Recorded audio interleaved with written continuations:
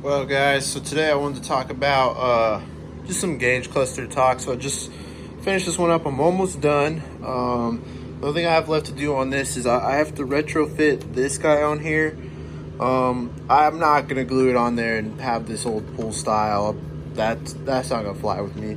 I'm gonna somehow try to convert this so as this slides across back and forth, it activates an LED.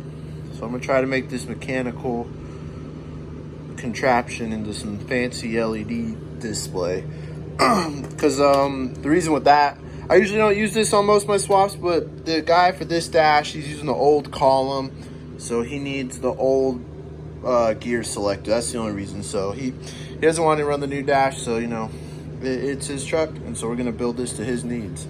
So with that being said, I just want to talk a little bit more. The guys with the new columns, I have a digital gear selector that does fancy magic. So but there's two options, and then the manual trucks, I don't put anything there. But we'll go ahead and we'll jump into this. So I've got this one almost wrapped up. I still need to test it and make sure everything's working good. Make sure all the indicators are working correctly, make sure the needles are sweeping good, and make sure they're in the right spot. You don't want it to be reading a full tank when really you have a quarter tank, and then you run out of gas sitting on 3/4 of a tank, and you're like, well, what the hell, Zach? What goddamn shit run out of diesel? What the hell, boy? And then I'm just like, oh my God, I'm so sorry, sir. You should have set the needles to where they need to be. Blah blah blah. But yeah, the needles, I mean, you do need to set them.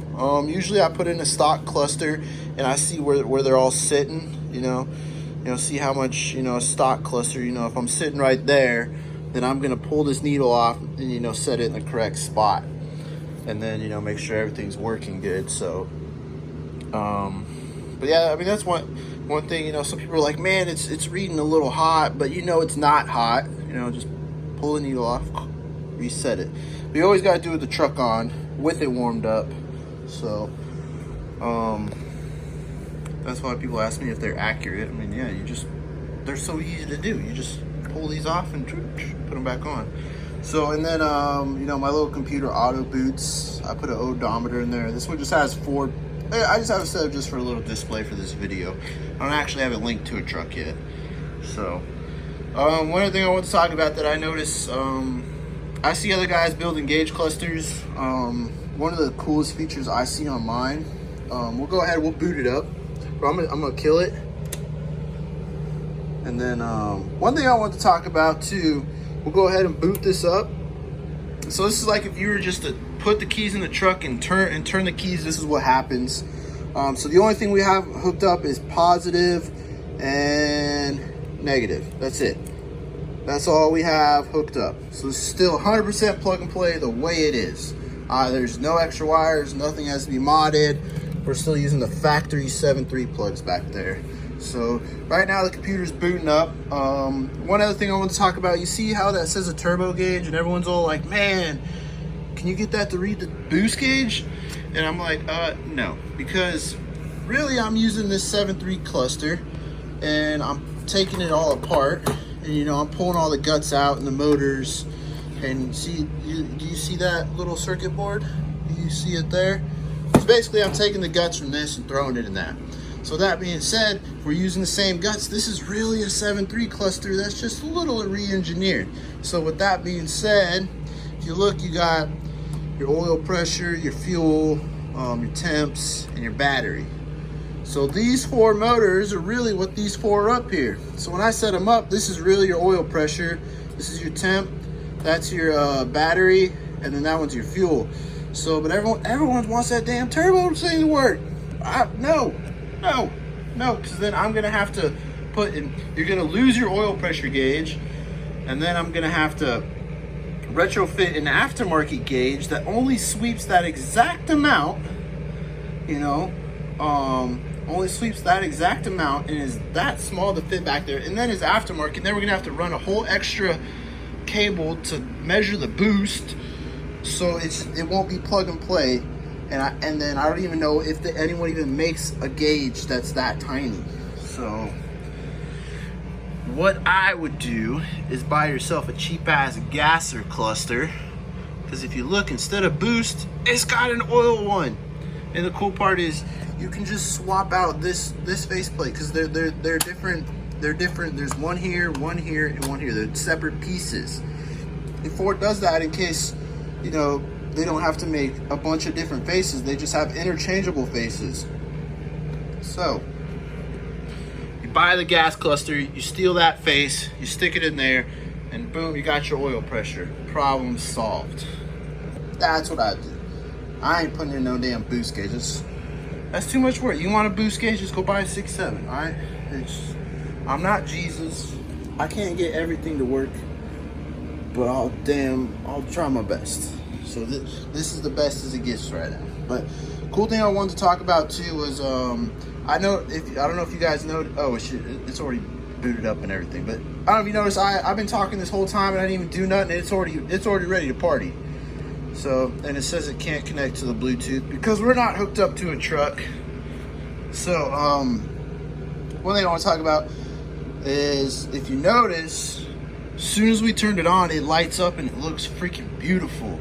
It looks, doesn't it? It looks beautiful, right? I mean, you can read all these gauges nice and clear, right? And then but let's say you're driving at night and then you're like, it's kind of freaking blinding. I mean, it looks good with the lights on.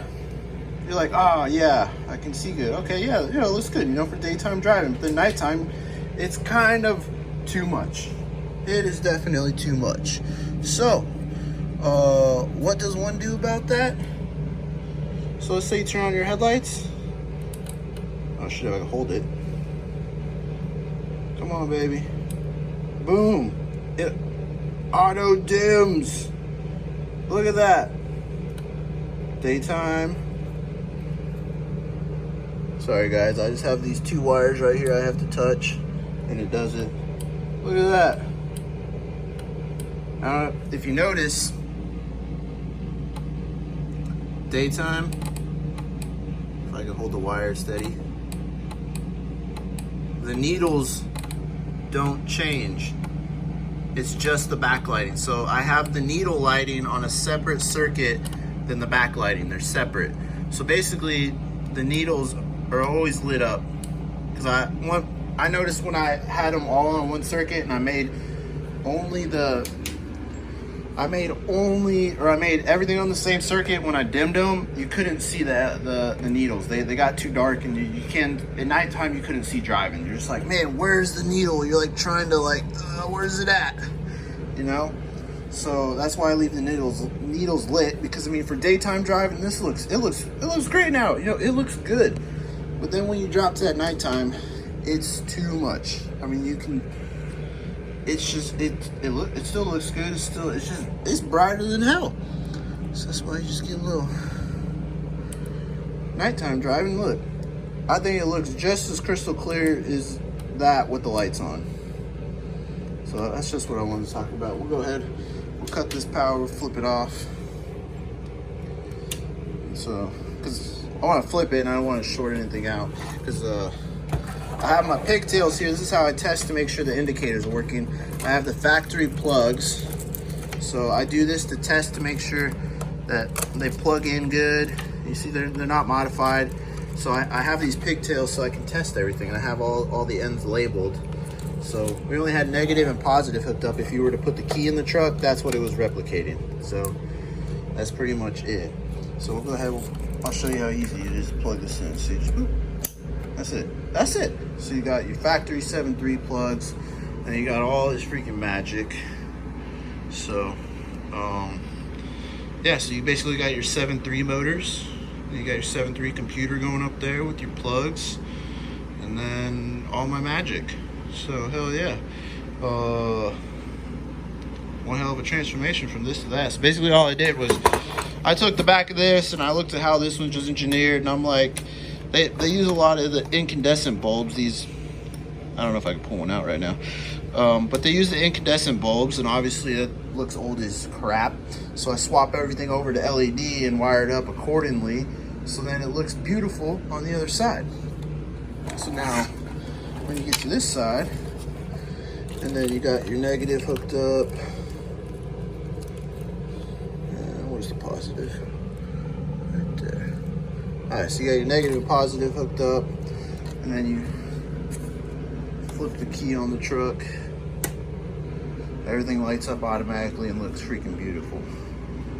And then it'll go through the boot up screen and take you through a new warp zone. So, but I mean, the screen takes about a minute. So, I mean, I don't know about you. I just don't fire my truck up and take off. You know, usually, you know, if you got a remote start, by the time you get in the truck, this will already be good to go. But for me, I mean, it takes a minute to boot up. It is what it is, you know. If you want it to boot up faster, go buy a 6.7. You know, beggars can't be choosers. This is the best that we got right now. But hopefully later in the future, maybe I can, you know, as technology gets better and I get better with this, I can make this faster. So that'd be a pretty cool goal. So, but other than that, I don't think I really have anything else. If you guys have some questions on these gauge clusters, I'm backed up on them. I have a lot of them to build.